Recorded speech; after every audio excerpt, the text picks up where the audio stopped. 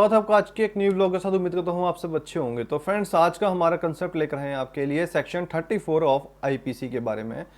जो कि बात करता है कॉमन इंटेंशन की। तो ये जानना बहुत जरूरी है। देखो, कभी जब भी कोई ऑर्गेनाइज क्राइम किया जाता है या बात करें कि संगठित अपराध किया जाता है कि 3-4 दिन बंदों के से मिलकर अपराध किया गया है, तो जब भी कोई एफआईआर लगती है तो उसमें सेक्शन 34 जरूर जुड़ा होता है, क्योंकि वो बात करता है कॉमन इंटेंशन की। तो जनरली सोसाइटी में अगर हम देखें, जो ऑर्गेनाइज क्राइम्स होते हैं या संगठित अपराध होते हैं, उनको काफ़ी मात्रा में हमें देखने को मिलते हैं, जिसमें कि होता क्या है कि एक से ज़्यादा लोग मिलकर जब भी किसी भी अपराध को, क्राइम को अंजाम देते हैं, तो उसमें लोगों में इस बात को लेकर ये क्लियर जानकारी नहीं होती है कि जब भी कोई अपराध मिलकर किया जाता है तो सब लोगों को अलग अलग अपनी जो भी उनके रोल था उसमें, उसके अकॉर्डिंग से उनको सज़ा मिलती है। या फिर हम बात करें कि कॉमन क्राइम की, तो उसके अकॉर्डिंग उसको सज़ा दे दी जाती है। लेकिन हमारे पास कई बार ऐसे लोग भी आते हैं जो कि कहते हैं कि हम किसी भी झगड़े में गए तो जरूर थे, पर हमने किसी के साथ कोई मारपीट नहीं की, या फिर भी हमारे ऊपर जो पुलिस ने द्वारा केस क्यों किया गया,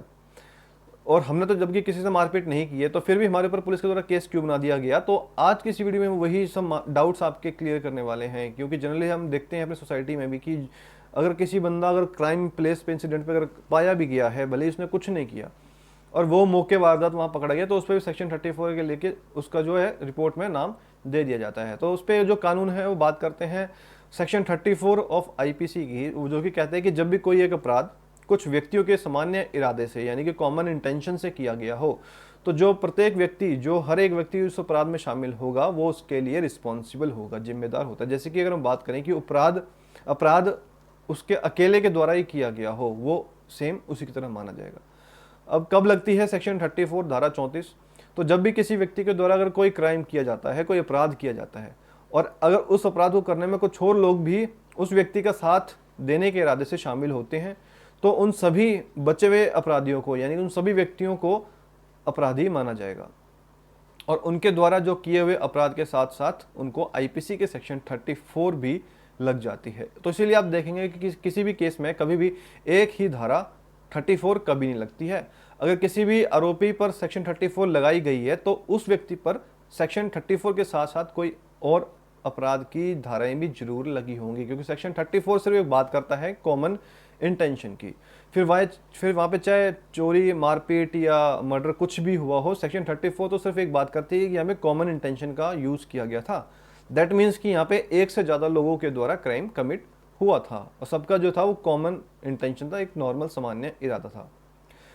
अब सेक्शन 34 से लगने के लिए कुछ जरूरी बातें हैं। तो आईपीसी के सेक्शन 34 लगने के लिए कुछ बातें का होना बहुत जरूरी है, जिसमें से कुछ बातें हैं कि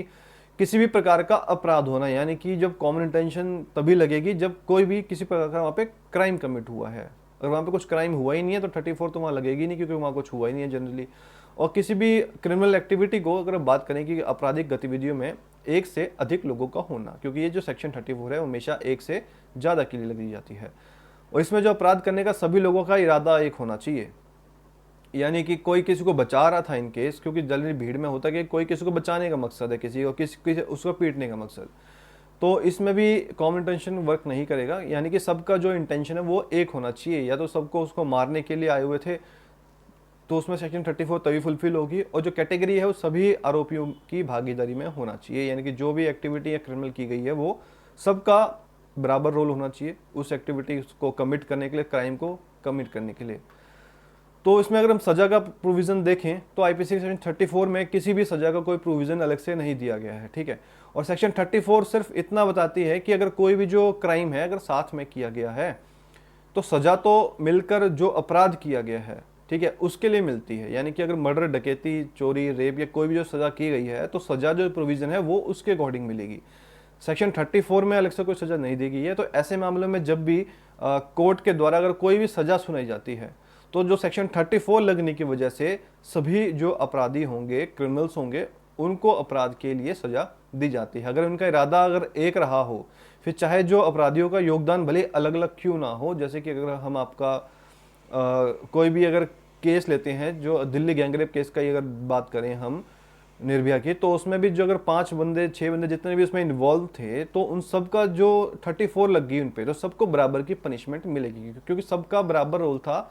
उस एक्ट को कमिट करने में। इसी में सुप्रीम कोर्ट का भी एक रिसेंटली इंपॉर्टेंट डिसीजन आया है, तो जिसमें सुप्रीम कोर्ट ने रिसेंटली एक Madhya Pradesh, state of Madhya Pradesh versus Ramji Lal Sharma के केस में कहा है कि जब भी अगर ये साबित हो जाता है, प्रूव हो जाता है कि जो सभी आरोपी हैं यानी कि सभी क्रिमिनल्स एक्यूज्ड हैं वो किसी भी डेड व्यक्ति को यानी कि मृतक व्यक्ति को मारने के इरादे से उस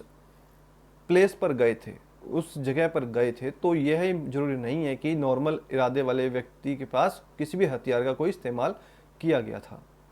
यानी कि सुप्रीम कोर्ट ने इस मामले में सभी जो एक्यूज थे आरोपियों को, उनको आईपीसी के सेक्शन 302 के साथ धारा 34 लगाकर सभी जो भी लोग थे, व्यक्ति थे, एक्यूज थे, उनको दोषी ठहराया था और सभी आरोपियों को उम्र कैद की सजा भी इसमें बरकरार रखी। तो इसमें हमारा कुछ पर्सनल सजेशन ये है कि देखो कितनी बार भी ये देखने को मिलता है हमें generally day to day life में कि कोई भी झगड़ा होने पर, यानी कि कोई भी झगड़ा होने पर बहुत से लोग जोश में आकर इकट्ठे होकर झगड़े के लिए चले जाते हैं और पुलिस के द्वारा बाद में होता है क्या कि सेक्शन 34 लगाकर सभी को आरोपी बना दिया जाता है। तो जवान बच्चों में ऐसे मामले ज़्यादा देखने को मिलते हैं, जो कि किसी भी गली के नुक्कड़ पे हम बात करें कि, और ऐसे केस में होता है क्या है कि आने पर कभी भी जोश में आकर आप कानून के अपने हाथ में ना लें। कोई झगड़ा हो जाने पर हमेशा कानून के तहत कार्रवाई करें और हमेशा इन झगड़ों से दूर रहे। और ये बात तो देखो ठीक से ध्यान में ले लें कि अगर कोई भी, अगर आप पे सेक्शन सिर्फ 34 की वजह से ही अगर आपके किसी केस का आरोपी है तो आपको अपनी नौकरी या नौकरी मिलने में उतनी ही प्रॉब्लम आ सकती है कि जितने की आपको एक क्राइम करने में आ सकती है। क्योंकि ये इसको सेक्शन को आप छोटा मोटा ना समझें कि सिर्फ सेक्शन 34 के साथ में लगाकर हमें सिर्फ एक कॉमन इंटेंशन लगाया हुआ है और हम इससे बच सकते हैं, ऐसा जरूरी नहीं है। एक तरह से ये बिल्कुल वैसे माना जाएगा कि कोई भी क्राइम आपने कमिट किया हुआ है या फिर आपने उस क्राइम में बराबर का योगदान दिया हुआ है। तो दोस्तों ये था सेक्शन 34 ऑफ आईपीसी, जिसमें कि कॉमन इंटेंशन, सामान्य इरादे से रिगार्डिंग जो बात की गई होती है। क्योंकि ये जो जनरली कंसेप्ट है इंपॉर्टेंस, जो कि डे टू डे लाइफ में सबको पता होना चाहिए। क्योंकि जनरली गर्मी में जब भी हमारे एरिया में कोई लड़ाई होती है, फाइटिंग होती है, हमारे किसी दोस्त यार को मारपीट की जाती है, तो हम भी बीच में उसमें घुस जाते हैं कि भाई हम भी अपना योगदान दें, क्योंकि भाईचारा हम दिखाते हैं। तो ये सही नहीं है, क्योंकि कहीं ना कहीं आपके ऊपर भी चार्ज लग सकता है और आपके ऊपर भी सेक्शन लग के आपको भी पुलिस का